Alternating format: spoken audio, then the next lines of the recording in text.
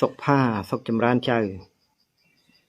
ហ្នឹងហើយថ្ងៃនេះណែចាំមើលឡើងឲ្យបានច្រើនគ្នាទៅលោកឪនឹងធ្វើការចែករំលែកបន្តពាក់ព័ន្ធនឹងរឿងដែលវា3អន្លង់4បន្តទៅទៀតហើយនឹងក៏សូម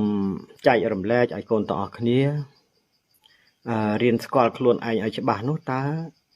យើងត្រូវបដិបត្តិបែបណាចាប់ផ្ដើមពីចំណុចណាដើម្បីឲ្យយើងបានស្គាល់ឲ្យច្បាស់ថាខ្លួនឯងជានរណាឲ្យច្បាស់លាស់នេះហើយពាក់ព័ន្ធនឹងរឿងបាបអំពើបាបកម្មទាំងឡាយដែលយើងតែងតែចូលស្ដាប់នៅការទេសនារបស់សាវកព្រះអង្គមួយចំនួននោះដែលលោកតែងថាមានសំណួរជាច្រើនសួរថាតើបាបកម្មផលនឹងអ្នកណាជាអ្នកបង្កើតឡើងអ្នកខ្លះទៅក៏ថាកម្មផលគឺជាទង្វើរបស់បុគ្គលអ្នកធ្វើរបស់ខ្លួនឯងនឹងឯងបង្កើតឡើងឯជាចុះនោះអញ្ចឹងថ្ងៃនេះដើម្បីស្រាយចម្ងល់របស់កូនទាំងអស់គ្នាលោកឪនឹងចូលខ្លួនមកចែករំលែកនៅចំណេះដឹងនេះដើម្បីជូនទៅដល់កូនទាំងអស់គ្នាធ្វើការពិចារណាហើយយើងនាំគ្នាធ្វើយ៉ាងណាដើរឲ្យបានត្រឹមត្រូវគោរពឲ្យបានត្រឹមត្រូវទាំងអស់គ្នា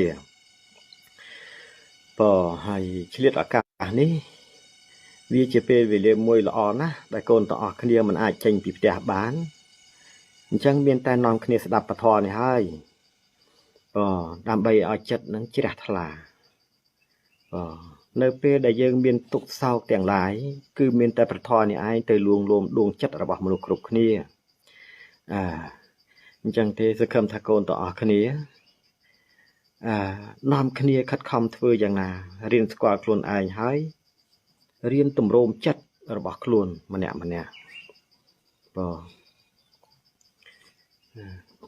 ចាំមើលចូលបានច្រើនគ្នាទៅលោកឪនឹងធ្វើការចែករំលែកទាំងអស់គ្នាហើយមុនពេលដែលចែករំលែកនេះលោកឪក៏សូមខន្តីអភ័យទោសចំពោះកូនគ្រប់អង្គរៀមច្បងគ្រប់អង្គសាវកព្រះអង្គគ្រប់អង្គទាំងអស់ពិសេសសម្ដេចព្រះសង្ឃគ្រប់ព្រះអង្គ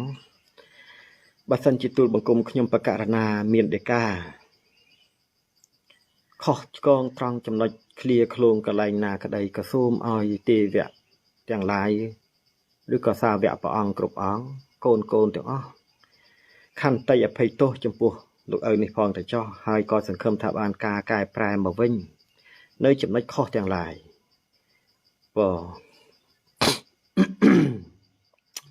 ពិសេសក៏សូម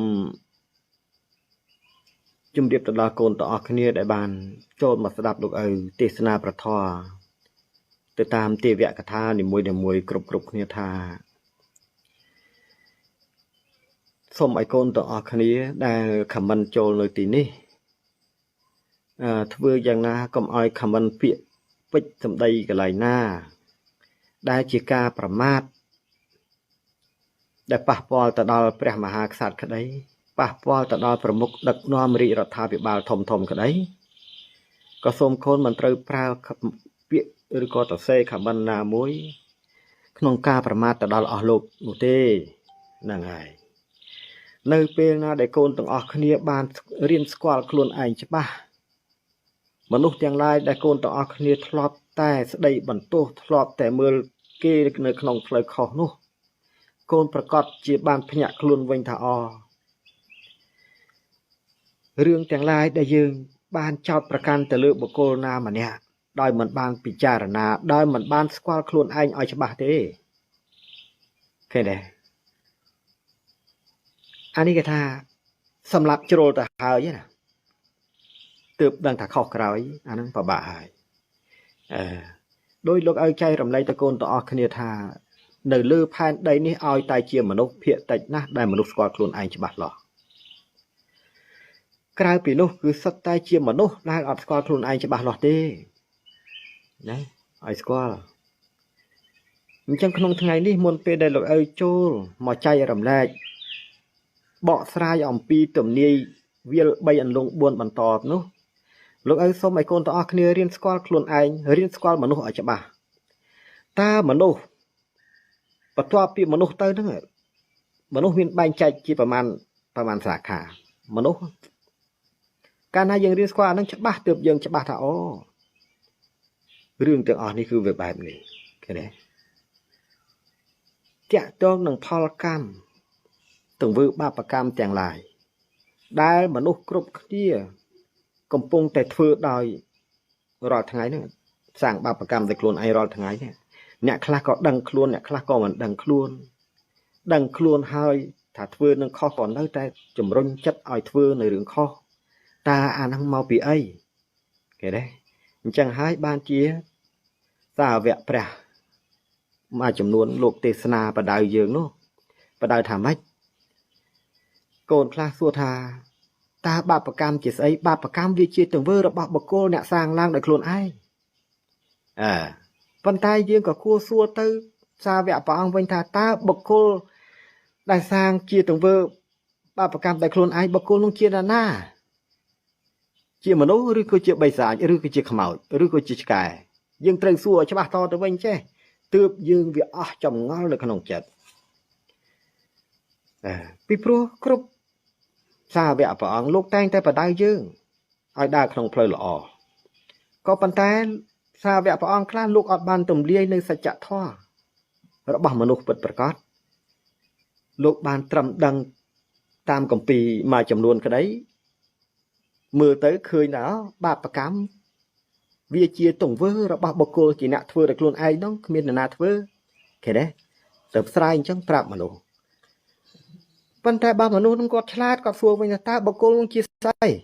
មនុស្សហើយអីអញ្ចឹងគាត់ប្រកាសទៅឆ្លើយថាមនុស្សហើយគាត់មិនអាចឆ្លើយទៅជាសត្វនេះសត្វនោះបានទេបើបុគ្គលនឹងជាមនុស្សចុះសច្ចធម៌មនុស្ស